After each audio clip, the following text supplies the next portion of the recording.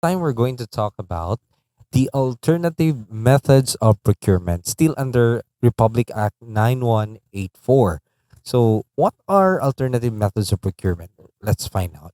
Right. So, alternative methods of procurement, this is under Article 16 of Republic Act 9184.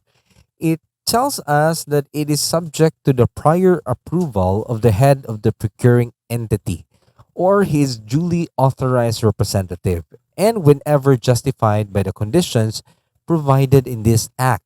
The procuring entity may, in order to promote economy and efficiency, resort to any of the following alternative methods of procurement. So, A is limited source bidding, otherwise known as selective bidding.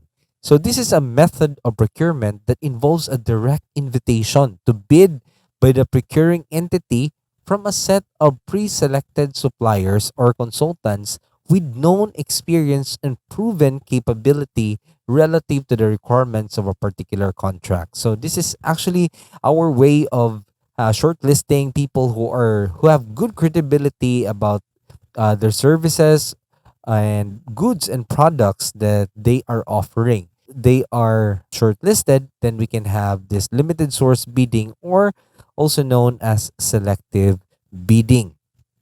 So letter B, it's what you call direct contracting. So this is another form of alternative method, otherwise known as single source procurement. So this is a method of procurement that does not require elaborate bidding documents because the supplier is simply asked to submit a price quotation or a pro forma invoice together with the conditions of the sale, which offer may be accepted immediately or after some negotiations. So direct contracting, in the other hand, is really doesn't really involve elaborate bidding documents because the supplier is just going to give a price quotation, or it is also known as the pro forma invoice together with the conditions of the sale.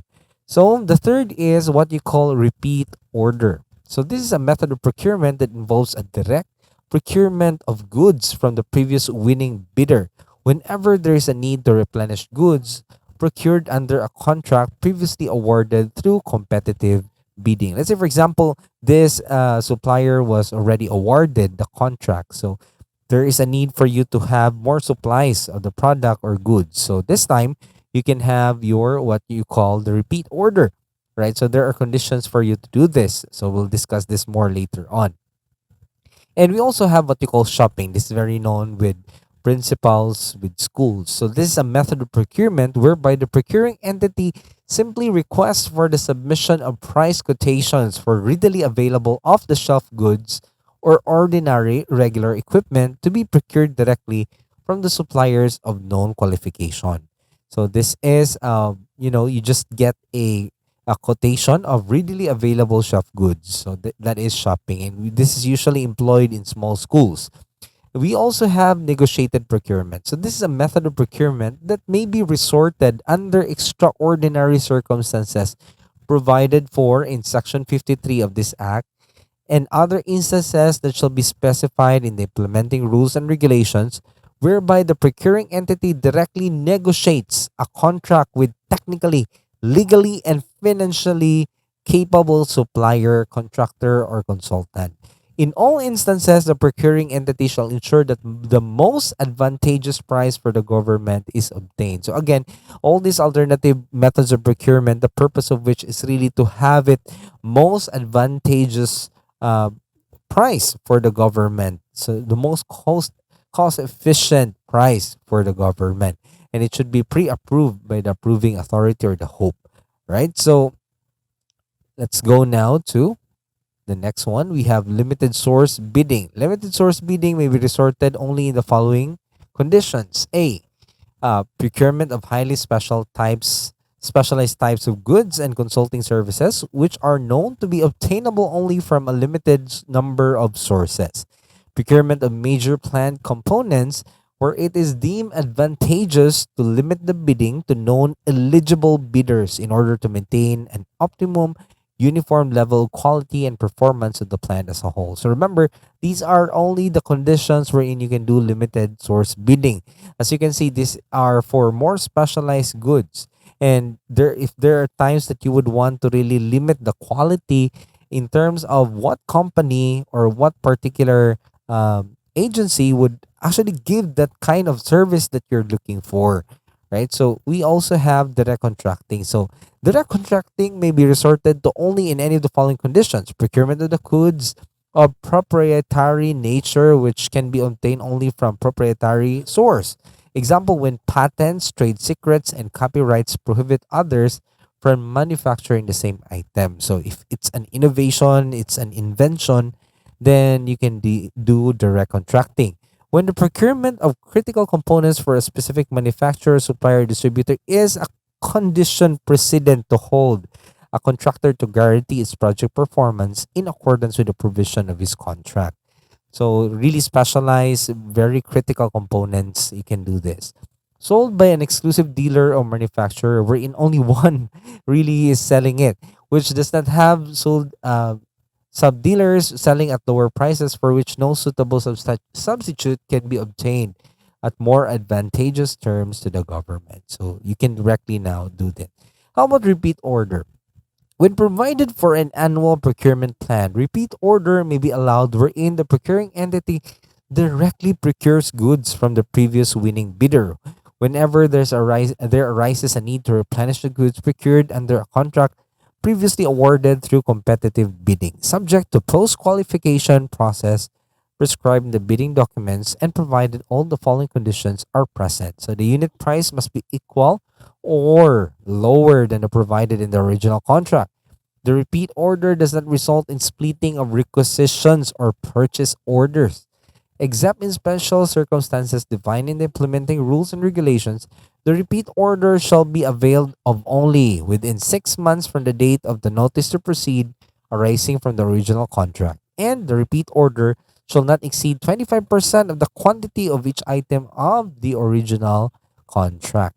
Right? So shopping may be resorted to under the following instances: when there is unforeseen contingency requiring immediate purchase, provided, however, that the amount shall not exceed 50,000 pesos, or procurement of ordinary or regular office supplies and equipment not available in the procurement service involving an amount not exceeding 250,000 pesos, provided, however, that the procurement does not result in splitting of contracts, provided further that at least three price quotation from bona fide suppliers shall be obtained.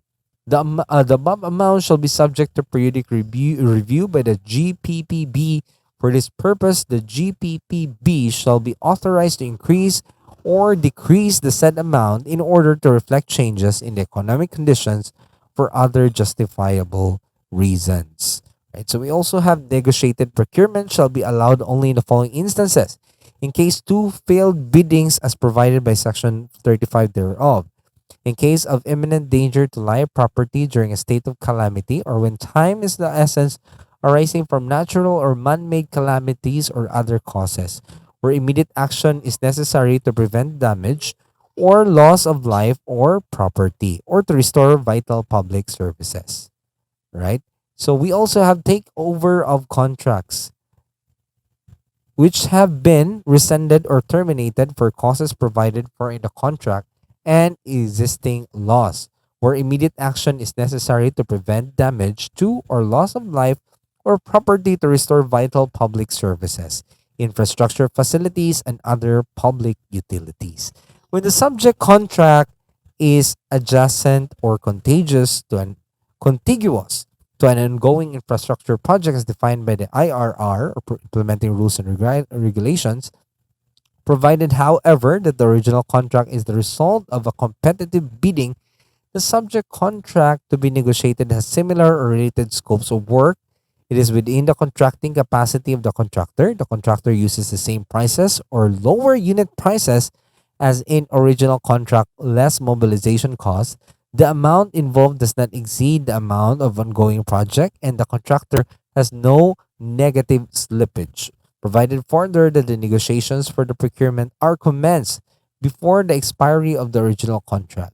Whenever applicable, these principles shall also govern consultancy contracts where consultants have unique experience and expertise to deliver the required service, or subject to the guidance specified in the IRR. Purchases of goods from other agencies of the government, such as the procurement service of the DBM, which is tasked with the centralized procurement of commonly used goods for government in accordance with the letters of instruction number 755 and Executive Order 359 series of 1989. So terms and conditions for the use of alternative methods, the specific terms and conditions including limitations and restrictions for the application of which alternative methods mentioned in this article shall be specified in the implementing rules and regulations. So we're going to discuss the IRR later on. So, thank you so much for watching, and I hope you have learned something about the alternative modes of doing procurement. So, thank you, and go ahead and stay tuned. Don't forget to subscribe, like, and comment so that we'll be able to upload more videos in the future. Thank you, and see you in the next video.